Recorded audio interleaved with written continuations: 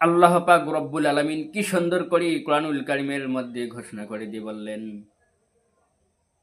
২৬ নম্বর সূরা শুআরা আয়াত নম্বর ২১৯ মধ্যে জানিয়ে দিয়েছেন, ওয়াতাকাল্লুবাকা ফি সাজিদিন, তোমরা নামাজি লোকদের সঙ্গে উঠে বসা করুন, নামাজি লোকদের সঙ্গে চলাফেরা করুন, সিজদাকারীদের সঙ্গে চলাফেরা করুন। মদখোর, জেনাখোর এগুলি থেকে আল্লাহ পাক রব্বুল আলামিন বিরত করে রাখছে, যে এগুলির ধারের কাছে যাব না, ইমানদার ভাবে চলাফেরা করো। ভাইরা আমার, আজকে আমরা বন্ধু পাতাই কারোর সাথে, যারা চুরি করে, যারা ডাকাতি করে,